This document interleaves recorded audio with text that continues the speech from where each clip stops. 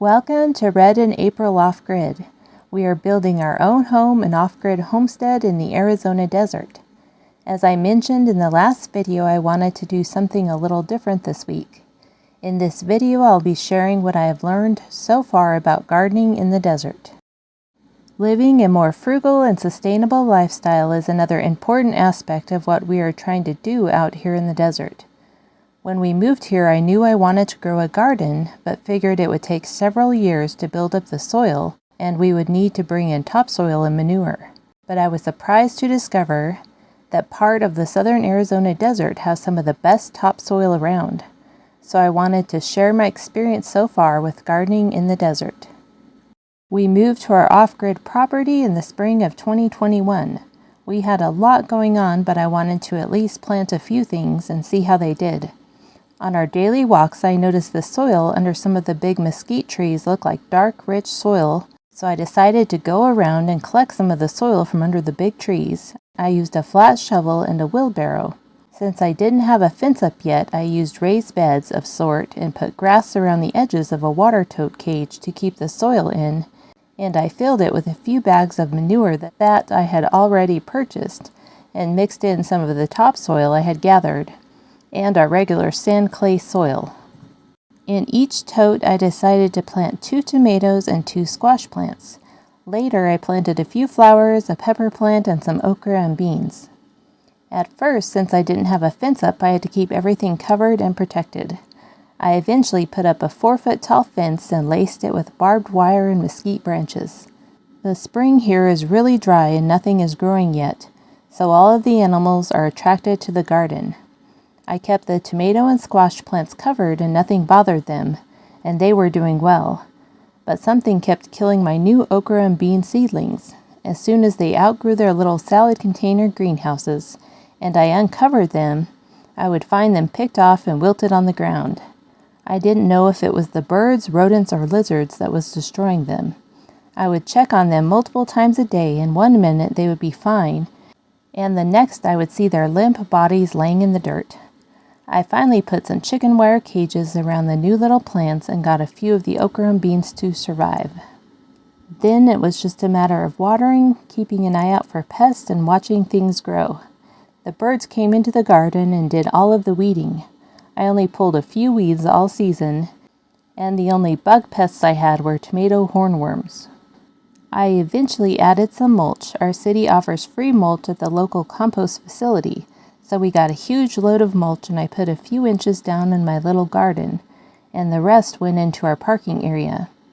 My few plants surpassed my wildest expectations, and for a few months we had all of the squash and tomatoes we could possibly eat. My only 3 surviving okra eventually grew to over 7 feet tall, and I barely had room to get around the plants to pick and water them. By now, I was pretty convinced that the soil from under the mesquite trees was really good stuff. We got our first freeze in October, and that was the end of my first year Arizona garden. I learned a lot and was excited for the next spring. In April of this year, we had just got our house dried in and decided to take some time to finish our garden wall. In the fall of 2021, we made a 2-foot tall aircrete wall to see if we wanted to use aircrete to build our house. We decided we did not want to build an aircrete house and were happy to have a good start on our garden enclosure. It was finally warm enough to stucco our aircrete wall, and then we could put the 4-foot fence on top and make some garden boxes and trellises. We spent a week and finished the garden wall and fence, and Red made the boxes and trellises. We figured out where to put them, and we filled them with a good mesquite topsoil, as well as some experimental sand and silt from our seasonal rain catchment pond.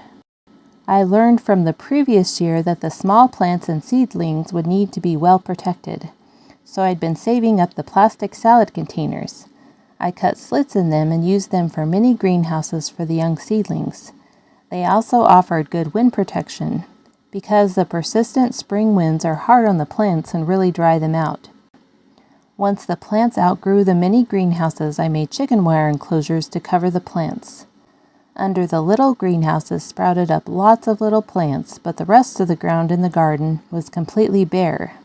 It seemed to be that the birds were eating everything that was not covered. I originally wanted to cover the entire garden enclosure with a chicken wire roof of sorts, but that sounded like a lot of work and materials, so I decided to see how the garden did this year without it. It turns out that the birds were really helpful and necessary to clear out the weeds. I thought my little cucumber plants were big enough and the birds wouldn't bother them, but I suspected a curved-bill thresher killed it when digging around under the plants. After that, I made chicken wire cages for all of my young plants and kept them on until they outgrew the enclosures. I saved my mini greenhouses and cages for next year. I have not added any fertilizer to the garden and didn't know how well the plants would like the soil, but this mesquite topsoil seems to be the magic beanstalk of gardening. So if you live in an arid climate with mesquite trees around you, you already have most of what you need for a successful garden in the desert. It was a surprise to us that the temperatures in our particular location are a lot different than the surrounding cities, who rarely get below freezing. We got down to 5 degrees last winter and are typically down in the 20s every night. But the daytime sun warms us up to the 50s even on colder days. Our last freeze was at the beginning of May, and we have seen temperatures up to 105 in June. In July, the monsoon rains begin and we cool down typically into the high 80s. We can still occasionally see temperatures up close to 100. I have been showing garden progression clips, and here's some more.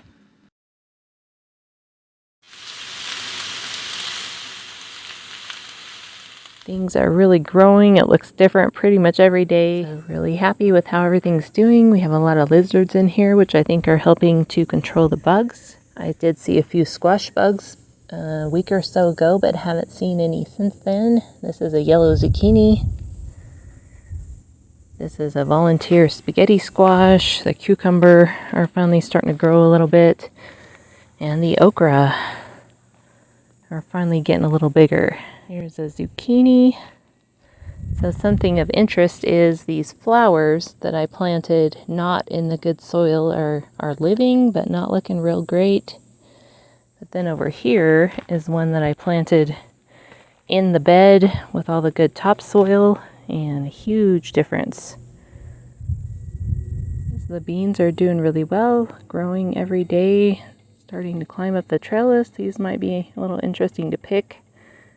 Once they climb all the way to the top, getting a bit of aphids and leafcutter bees are attacking them. They got to them last year but didn't completely kill them, so I think they'll be okay.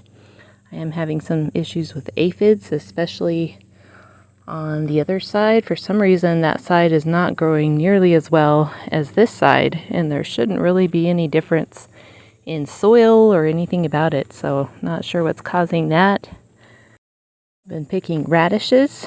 The radishes have done really well. There's not much radish actually in there, but the greens have done really well. And from what I've researched, if your soil is really high in nitrogen, you'll probably end up with more greens than radishes, which is fine with us. So I've been enjoying some good, healthy, cooked organic greens. So it's June 10th now. As you can see, things have really been growing. We got just a little bit of rain last night, which will help things out. This is by far the nicest garden setup I've ever had.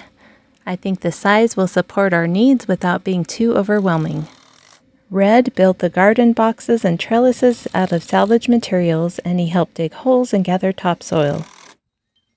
It is truly a relaxing and magical place. So here we are in the garden. Again, it's 100 degrees outside. So very hot day, and the beans have finally made it all the way to the top of the trellis. So that's pretty cool. They're starting to put out more runners that make them thicker at the bottom. And again, the leafcutter bees are still attacking them. Got some volunteer sunflowers coming up in here. And here is my butternut squash. It is doing very well. It has climbed all the way to the top and is going down the other side. And this is a spaghetti squash. This is really starting to grow now.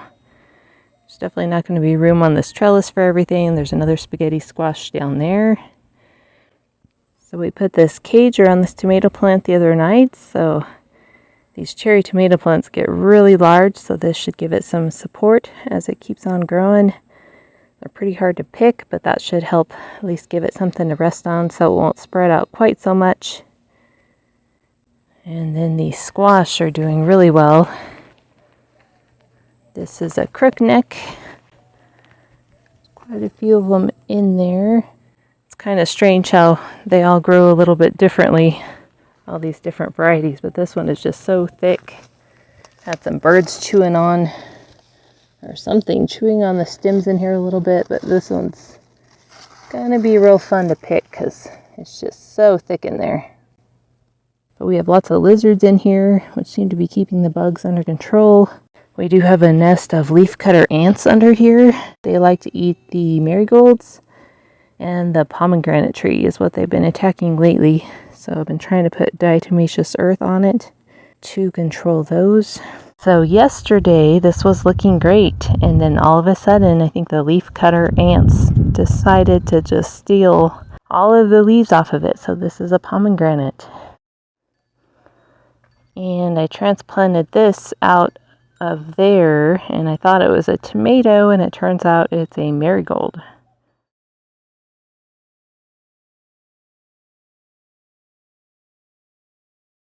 Excited for the monsoon rains to hit. That should really green everything up even more, and the cooler temperatures will be nice.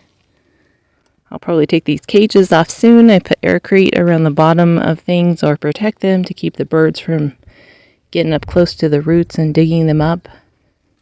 Show you all these squash.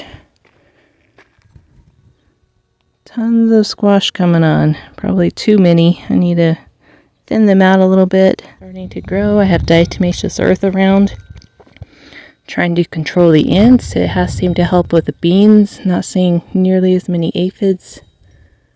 So there is a lot of extra space in here, but maybe I'll try to fill it up a little more next year, but wanted to start out a little bit small this year since we're trying to build our house and have a lot of stuff going on. So this garden is planted with all native soil. I've got some topsoil from around the mesquite trees, which seems to be really rich stuff. The plants do great in it. No, it is really cool. How real it is, it's much cooler. Yeah. Yeah, it's like, whoa. I'm not an expert, but this is my experience and what I've learned my first couple of years gardening in the southern Arizona desert. Hope you can learn something from it. Gardening is something I've always enjoyed. My mom usually planted a few things every spring, and I always loved watering and watching the plants grow. When Brad and I got married, we moved into a newly established trailer park in northern New Mexico, and I planted my first garden. I diligently went out and watered every evening, and my okra reached a whopping 4 inches tall, and I grew other miniature plants as well. It was very sandy soil. A couple of years later, we moved to an acre of land and had chickens. I used the chickens' winter bedding fresh in the garden and had great success. I didn't know it was a bad idea, but we all stayed well, and my garden did great. We moved to Ohio for a few years, and I had very little success. The ground was so wet we had slugs. Everything was on a hill, and the garden didn't get enough sun. I definitely prefer gardening in the desert. Our area is really good for gardening. We get really hot in June, but then the monsoon rains hit and really cool things down. So we were up above 100 for a week or two before the monsoons hit, and that didn't seem to bother any of the plants. But now that the monsoons have started, we're sometimes in the high 90s, mid to high 90s, but typically not above that. So here is today's beans. So these are super easy to cook. You just cut the tops off and just chop them into pieces. And then stir fry them is the best way we found, or you can boil them and then serve them with butter and salt, and pretty delicious. The seed packets say to plant on a hill, but I learned in the desert it's better to plant in holes. It's much easier to keep the plants watered that way. Anyway, just a few things I've learned about gardening in the desert. This isn't the type of videos we usually put out, but I wanted to do a dedicated garden video. It turned out being much harder than I expected and doesn't flow as well as I would like. But hopefully it will give you some ideas and possibly inspire you to get out and plant some vegetables. Even a small garden can yield a whole lot of produce.